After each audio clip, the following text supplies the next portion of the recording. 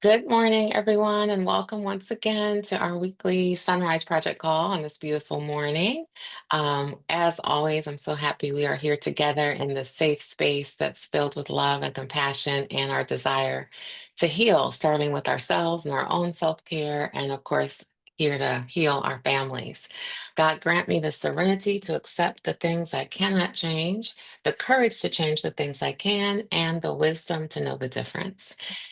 And boy, oh boy, it is November 2nd. We turned our clocks back this morning, which is a blessing. Thank God for that extra hour.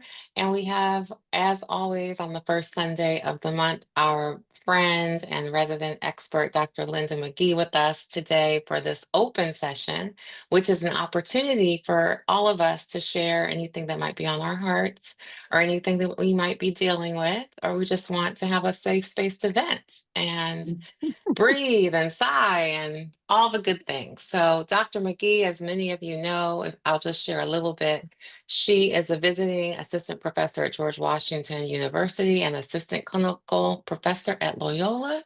She has been working at the intersection of mental health and trauma, and especially around our community with Black families, particularly, although that's not all she does, but she really helps people of color as we are navigating this world with our children and our adult children and ourselves.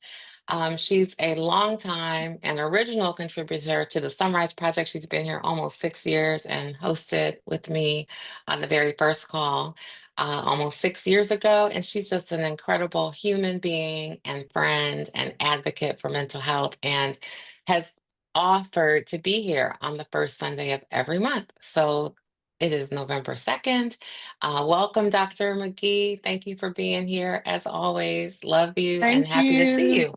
Thank you for Yeah, having me. So, I'm in Evansville, Indiana, which is on the central time zone. I'll be leaving here in a few minutes to drive to Louisville in the eastern time zone. So, between the time zones and the turning back of the clocks, I'm completely you confused and are discombobulated. discombobulated. Yes, I was gonna say discombobulated. We are thinking the exact same thing.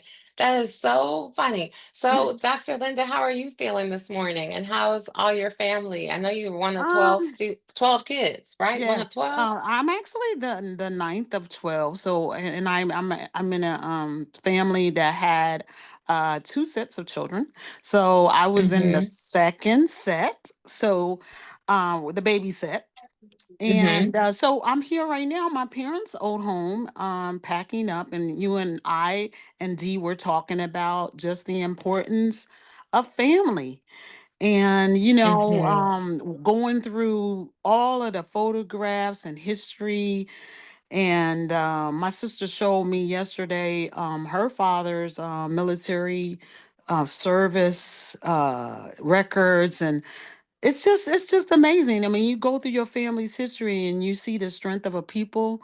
You see, like, Mm-hmm. we really do stand on the shoulders. And Yes. and I feel the ancestors now more than ever as we go through these tough times. But Yes. just to go, but it's also sad because you notice that the elders pass. Yes. And it's just a different era when your parents are gone.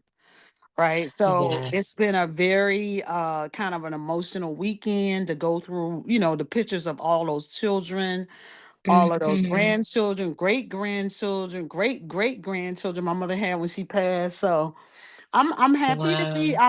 I'm doing well, Kelly, and I'm happy to be Good. here. Uh but Yes. but I want to turn our discussion before we talk about anything, if anyone has anything on their mind, they want to put their hands up and check in, because one of the reasons why Kelly and I wanted for me to continue once a month was so that people like us that are still raising kids could have a place, a safe forum to vent. And it's now the toughest of times in America Yeah. that we have known as adults. Right. And I just want you to have that space to be able to say, like I said, someone asked me to watch this movie on Netflix, and I was like, I can't tolerate that this week. right? Right. The Neighbor movie, probably. Yes, Hmm. yes, the neighbor Perfect movie. Neighbor. Yeah. Hmm. No, Yeah. I will Yeah. not be It's very watching that. triggering. Yeah, Hmm. I will not be watching that. Okay. Right. Yep. But anyway, welcome, Kelly. How was your week? And you were alluding to the fact that you were Yeah. struggling a little bit. Well, it's interesting. You mentioning family. We were, I have a bunch of family in town. For one of my cousins who's like a big brother. He's like a big brother. He turned 70 yesterday. So we had a birthday party for him. He also just got his PhD at Woo, 70, 69. So it's just incredible. It took him 6.5 years, but he woo, got it and persevered while working full time and before retirement. So it was an incredible, incredible time to spend with family. And to your point, my mom, who was recently diagnosed with Lewy body dementia, which is a cross between Parkinson's and Alzheimer's, it was wonderful mm, to have her there. She's doing better than when I saw her in August. And her two remaining sisters were in town, which was great. mhm, And we had a lovely time. And yet, the Kyle's local. He works now as a server at a restaurant, which is great.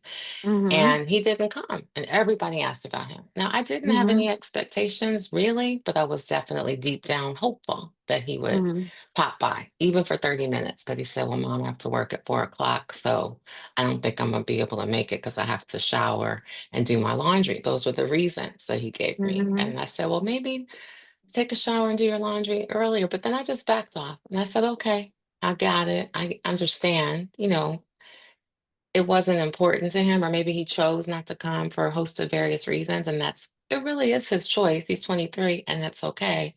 But it was a little disappointing because I would have liked for him to come see his elders who are in town, who are not always going to be here, and to see his grandmother who lives in Cleveland and he hasn't seen in, a couple years. So it was disappointing. And yet I right, understand that he's an adult, it's his choice, and he may not want to talk about what he's up to. He may not want to hear right, people say, "Oh, did you just graduate? It's time to graduate." He may not want to hear those things. I don't know what his reasoning was. But I was a little bit disappointed and then got over it, took a deep breath and said, "It's right. his choice and it's okay. It really is Well, okay." I mean, I don't. I think he has to own his decisions, but I don't think that sometimes family is the place that people feel overseen, right? Like Hmm. when he's one of the younger members of your family now, right? That Hmm. will be coming, so all eyes are going to be on him, you know. That's right. And people are very interested. They have expectations given based on the fact that you and Keith raised him in an upper class home, and you know how Hmm. our people can be blunt, especially our elders. That's right. And he might have that expectation that people are going to be scrutinizing him. That's And right. also, Kelly, he's scrutinizing him. Right. Okay. That's And I'm right. just gonna tie this into That's like right. the weekend I spent with my sister going through stuff. The more things change, the more things stay the same. We were talking about one of my older brothers who didn't graduate from high school initially. And the day that his buddies graduated, he went to the playground and cried, right? And and that's where my mom found him, right? And Hmm. so, Right. this was a long time ago, right? Yeah. But the more things change, there's still certain expectations on Right. African American boys. And I also want to tie in your relative who became one of the 2% of Black doctorates, male Right. doctorates in this country. So kudos to Right. him because Absolutely. that paper is not easy to get. I'm gonna tell Right. y'all that from experience. But Sure. like just the shame, the guilt, and that he must be feeling, and the mixed feelings that That's you it. have, That's right? right. And we had another tough moment this week, and I want to open it up to the floor because that's the point of today. But he called me one night around no, about 8 o'clock, and I was in Boston for a meeting, and about 8 o'clock p.m.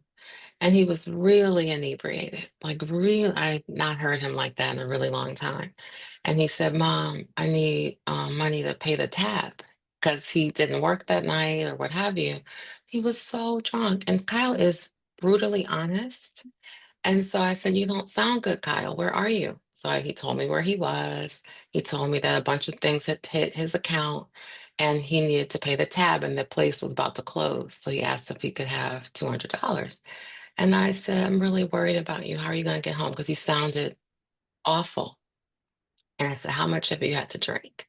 He said he had 6 shots and 6 IPAs, which is not, now he doesn't drive. He doesn't, have a car. So he takes the metro around. But that's so unsafe, so unhealthy, and really made me sad. So I was sad, but I was also angry. And I went back to some of my old habits from 6 years ago, fussing with him. And he doesn't want to hear that. So that was our last interaction, which was probably Wednesday night. And so he didn't want to come. He was probably thinking, "I don't want to hear her mouth again. I don't want," and plus the other things that you said. So it was just an interesting week. And like you just said, what hit me was the more sometimes you take 2 steps forward and you're like, "Oh, this is great. You got a job and he sounds great and he's doing well." And then 5 steps back. And it takes you right Mhm. back to some of those old emotions and feelings and frustrations. Cause it's like, you're so brilliant. Mhm. And you're such a smart kid. And so I see it. And you have to see it for yourself, Right. to start taking care of yourself. So it's been an interesting week. Great, great week in many other ways. And I'm very blessed. So I want to open up to the floor if anybody has anything they want to share this morning. Or you, Dr. Linda, or anybody. I put in the chat adult decision making meets Meets parenting decision parenting. making, That's yes. right? Like, how That's do right. you? I mean, he's still your child. You're still going to be impacted by him. But I was thinking about like the way that his decisions push you into corners. Right. And what do you do in the corner, right? Do you That's reenact a great question. right? Hmm. Do you reenact the patterns that have already been established? Like you rescue him, but you're feeling resentful. Do you like let the chips fall, but That's you a line right there. Rescue and feeling resentful. Yes, I rescue and I'm resentful in the Mhm. same moment. Because at the moment it's like, "Mom, I have to pay my tab." And I'm like, not only am I rescuing, I'm paying for alcohol. Like it's Right. just, you know, but And I'm not gonna leave you him pay for hanging there. 12 drinks. 12 drinks, which is that's just not okay. Right. So, but that we have a history of alcoholism in the family. So it's part genetics, Right. And part genetics. and all of y'all are listening and y'all know that we are talking about these things in a judgment-free zone because Absolutely. we all do them, right? We all like, Absolutely. why did I do that? Why am I still doing this? Why don't I, Hmm. everybody in the Hmm. family telling me to cut them off. Uh, you know, Right. if you just do this, then he'll do that. He needs to man up. I Hmm. mean, all of the history of bad Black American advice you're going to get, right? That's right. Because they don't That's know right. your situation. This is not a meme. He's not a meme, a trope, or any of those That's things. He's right. a person, and so are you, That's right? right. Thank you for saying that. That's so true and really important. So it is. I love, the adult decision making meeting parenting, and it's not always what we would do or how we would do it. Even with little Chris, I don't know why I still call him little Chris. He's not little at all. He's 20. And some of his decisions, which were right for him, were definitely not what I would have done. But he's in a really good place now in North Carolina. And that's where he chooses to be. And it seems like a great fit for him, et cetera, et cetera. Would I have loved him to stay at the Naval Academy? Yes. But it wasn't for him. So Right, would I have loved for him to stay at Howard? Yes. Wasn't for him. right. So acknowledging and accepting their choices is a really big, big thing for us as parents. And I think like I want to go back to Cal, but I want to go to Chris for a second too. when our kids are between 18 and 22, 23, their brains are still developed. And so a Mm-hmm. lot of times they're going to make bad decisions and we're going to just cringe at them. But Mm-hmm. the thing is that a lot of times, not kids that aren't black, they get to come back from those bad decisions. And so Yes, our children, they don't have the leeway to make mistakes. And so when Dee said in the chat earlier, you brought us freedom, there's no way you couldn't like pay that tab. Because, that's right. not paying that tab would mean that, he was probably going to get arrested. And, we're in an occupied, y'all are in an occupied city, Yep, right? A occupied region, and that could have resulted in a felony. So, like, exactly. these are some of the things that they don't tell us about the tough decisions we face as parents of young adult African That's right. American Or all the males. zillion times, as you know, and people who've been calling in for all these years, there were so many times I had no idea where he was Mm-hmm. for weeks on end, or weeks on end. But I wouldn't Mm-hmm. call the police because I was terrified. And this was before we had 988. Mm-hmm. So, it wasn't like a safe number you could call for advice Right. or help or support. So I would just be on my knees every day praying that he Right. would be okay. Because I knew if I called 911, and who knows where they would find him. I Right. was trying to keep him out the system.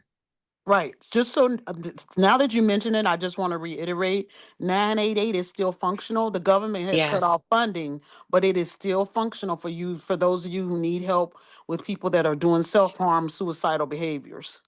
Or anything, any Mm-hmm. challenging issue Mm-hmm. or time. If you're feeling threatened or Mm-hmm. concerned about your child and you need support, it's great. It's a great resource. So anyway, enough on me. I have been talking a lot.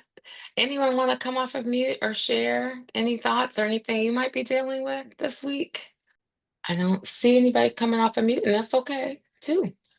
It Well, is while okay. while we wait, I wanted to bring Dee back because we were talking before we came on. Yeah. And at any point, if you want to raise your hand, just raise your hand and we will shift to you.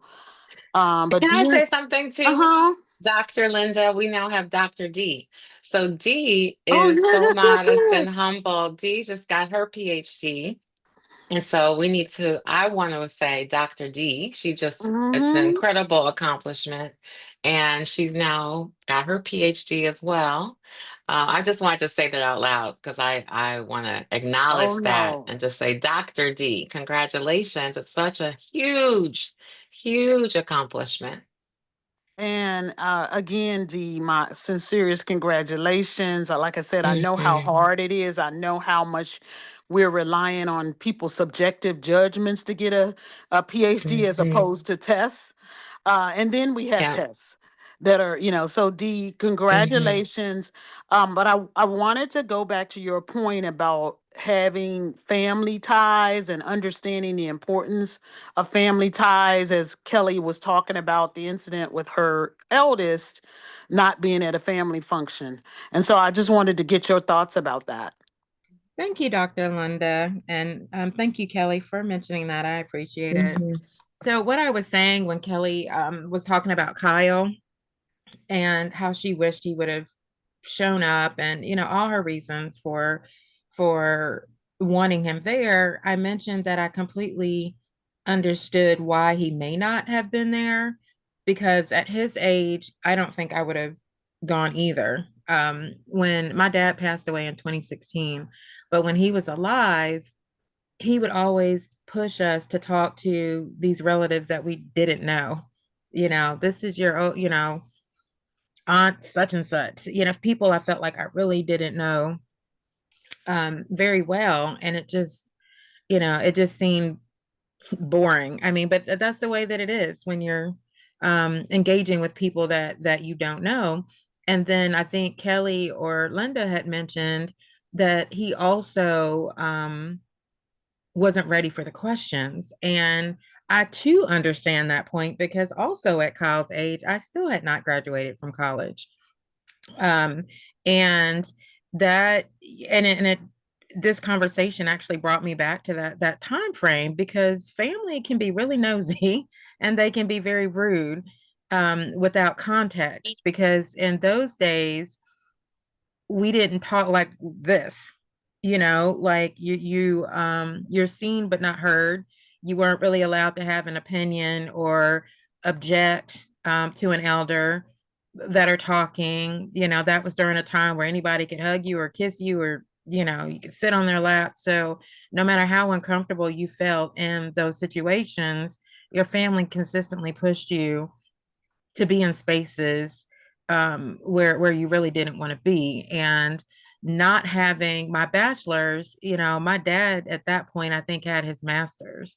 And I've always been smart, but life, has, choices. And I was like 3 credits away from graduating from college. And I went to NC State, which ironically, this was homecoming weekend. I was 3 credits away from graduating and didn't find out until like a month or some change before that I wasn't graduating. I had more than enough credits, but because I had changed degrees for some reason, they didn't transfer over. And I mean, it was a huge loss, but I'd already had a job. I'd had an internship 2 years, when I was at NC State at Northern Telecom and RTP. And the Vanguard Group had already made me a job offer. I'd given up my apartment because they were opening up a new office in Charlotte, North Carolina. So, I felt like I had to leave. And so that was just too much to explain to family members. And so I didn't. It's just kind of easier to not do the thing. Um, and so that's what I was telling Kelli that I get. But full circle, I didn't realize I've known Kelli this long, but when I met Kelli, I didn't even have a bachelor's degree. And now, I'm still in this space with her, and now it's a doctorate. And so it had this conversation has really come full circle because the time has passed anyway. And so to the point of family, now with family, I shared in another space. We're working with Tina Lifford through one of her books. And my dad, the one that passed in 2016, he was adopted. And before he passed, he wanted to find his birth parents, which he was never able to do. And it now I see why he was really pushy about being around family. Like he was really, really craving connection and all the things. And, I feel terrible like as an adult, but I wish he would have articulated the need for and he may not have even known that that's what it was, you know. Sometimes you just have feelings and do what you do. And I don't know if he even knew that that's what the thing is. So, Linda, to your point earlier, what we were talking about, now my sister and I are going through this ancestry thing, trying to get as much information we can about my dad's birth parents because, when we go to the doctor and they ask us about health related things, like, does anybody in your family have this? We have Mm-hmm. nothing past my Right. father. And, Right. we're both getting older. And as these ailments come up, there's literally nothing to draw from.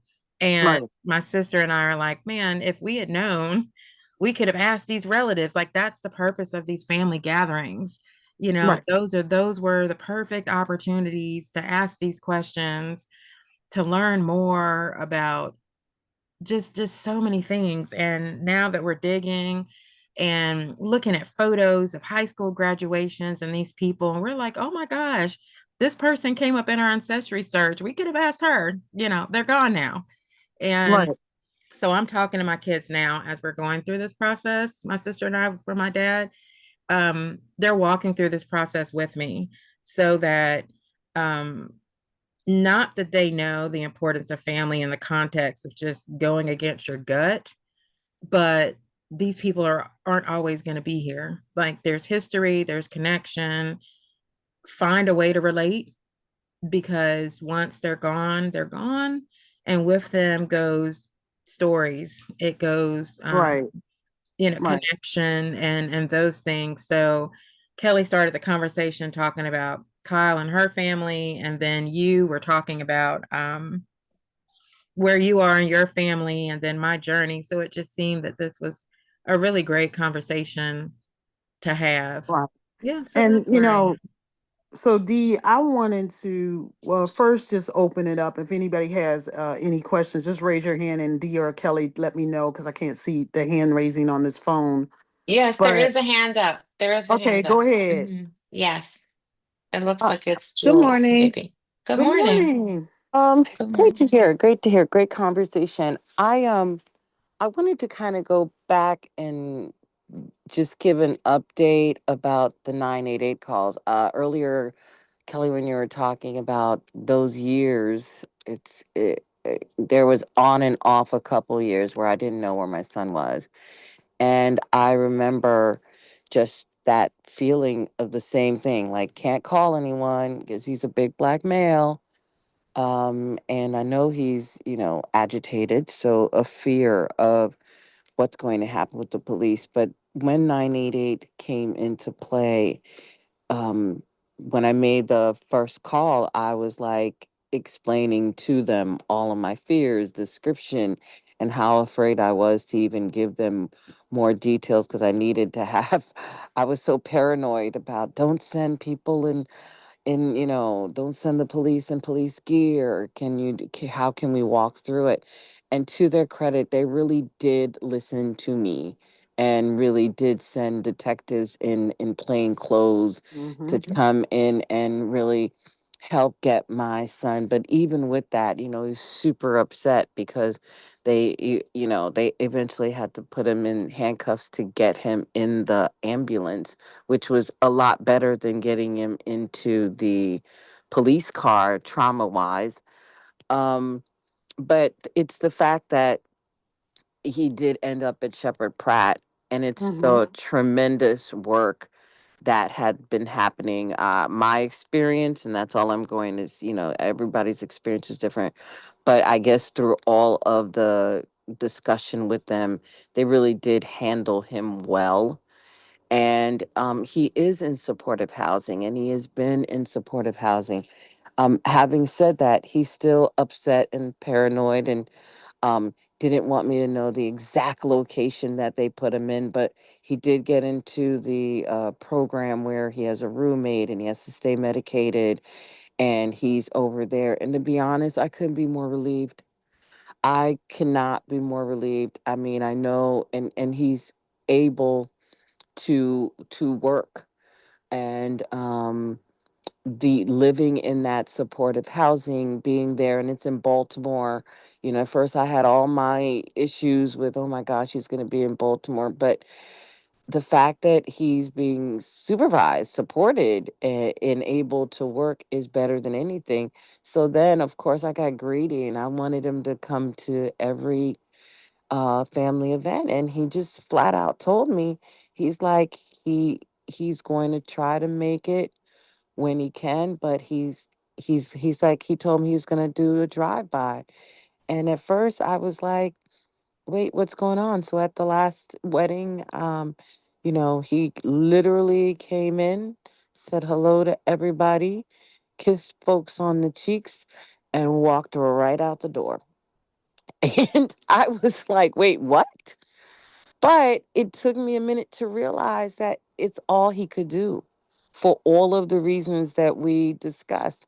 Too many family questions, him coming in and out, him may or may not looking his best. It took everything in his power to to meet the family need of everyone, no understanding that we all worry, but also honoring what he needs is he just cannot be, it's overstimulating, it's over emotional. And so that's all he's been doing. So in the last few events, he's come in, he's made sure that folks saw him, and he did it in areas where it was like you had to be quiet and really couldn't talk, but to make sure he was seen, and then he left. And honestly, I'm grateful. Right. It might have been to the extent of what he could tolerate, Yep. emotionally and where he is and trying to regulate himself and trying to look at his history, which might have included some introversion. Um, you know, his bandwidth might be where it is, right? And sometimes I don't know what you're doing with your family, but sometimes some prep work might be necessary.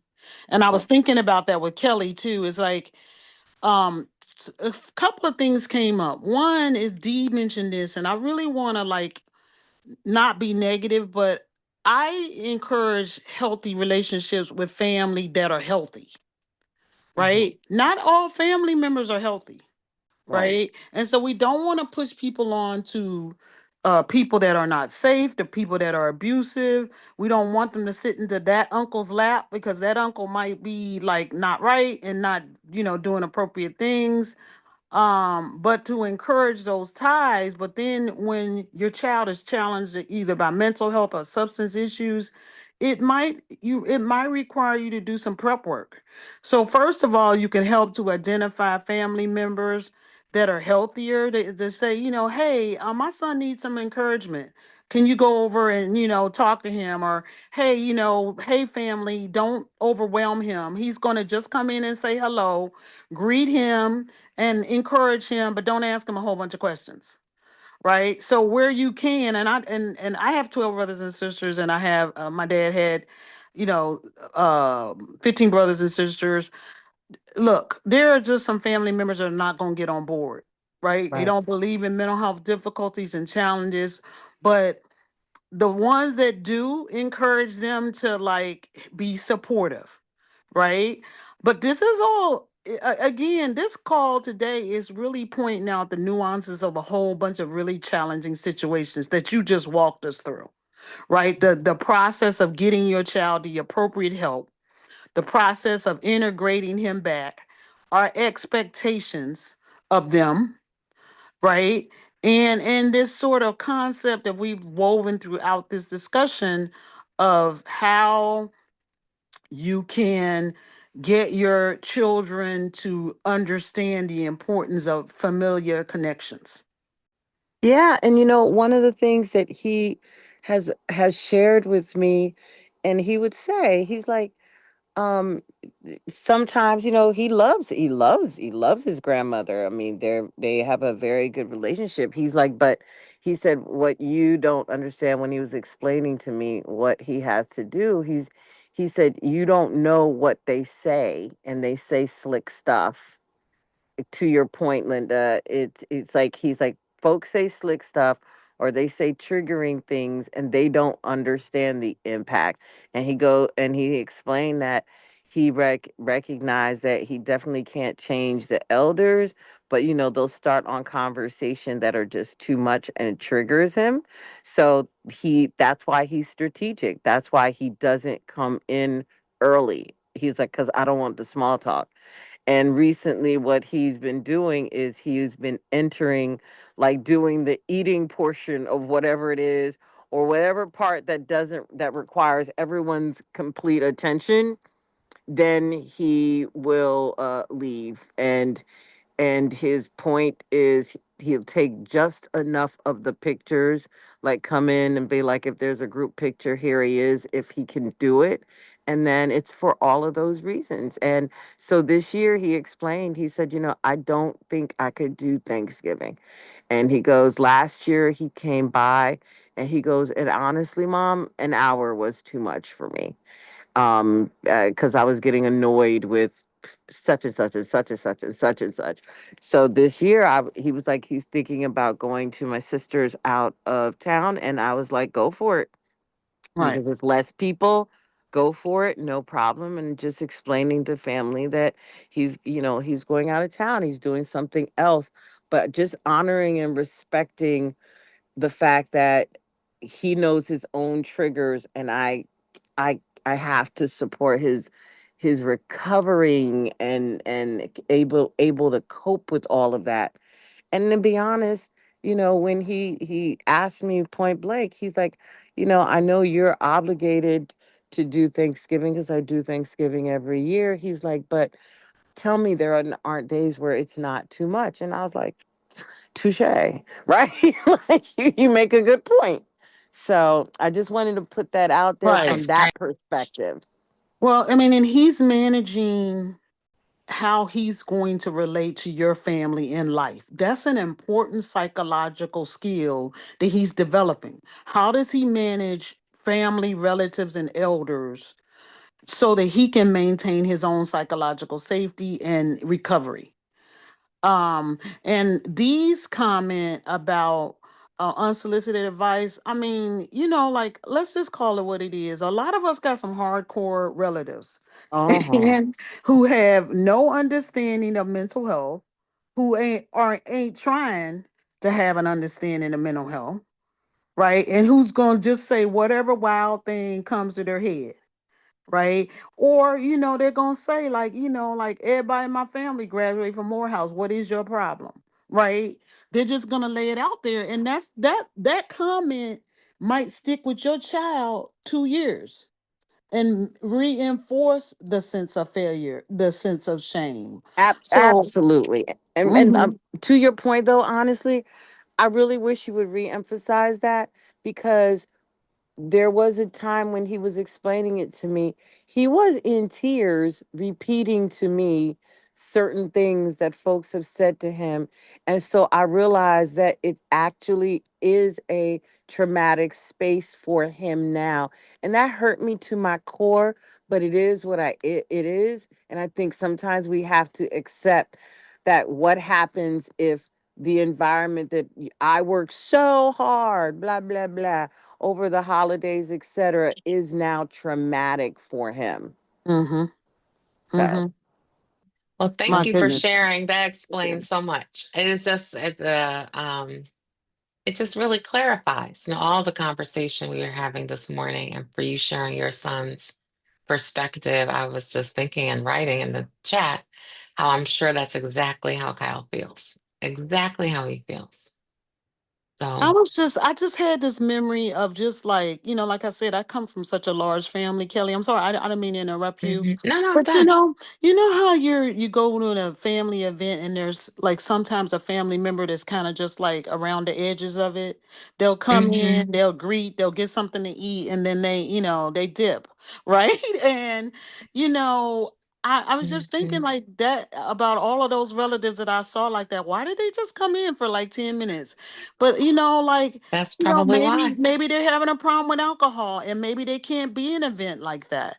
So we want to think about like, why is a person operating like that, and our expectations of them, and enjoying the part of them that does show up, right? Right. I love that. Enjoying the part that does show up and enjoy the moments, So I love that. It's a good Give reminder. them a hug and Hmm. say, "Hey, nice to see you." You know. Right. Right. Like what Lexi said a few weeks ago when she said, just say hi, just I love you. That's it. Mhm. Not I love you with the performance attached or Mhm. anything attached, just Mhm. I love you, period. It was a great reminder. I've been doing that a lot with Kyle and Chris, and it's lovely. And Chris sends me these crazy acid rock songs, which I'm like, and so I look at the positive. I say, oh, I like the guitar. And I'm thinking, I cannot stand this song. It Right. sounds like the Right. devil. But I look for the positive, and so he keeps communicating. Well, and Mhm. like I'll just be like, okay, like even though the songs are really depressing to me, I'll be like, well, the music is good, or Uh-huh. I'll just text back and forth sports stuff because I know that's my son's interest. Exactly. Anything to like keep the dialogue going and the Yes. communications going. But it's And not being sometimes funny critical. because you're like, this Mhm. music is Awful. completely ridiculous. A little Uh, crazy.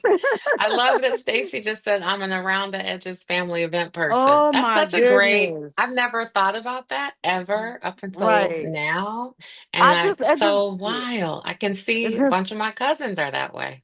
okay. Mhm. So before the end of the year, maybe before January, we're gonna do a show where we talk about how to be around the edges of your family and survive the holidays. Yes, that should be the next one when you come in early December. But we need to have that before Thanksgiving.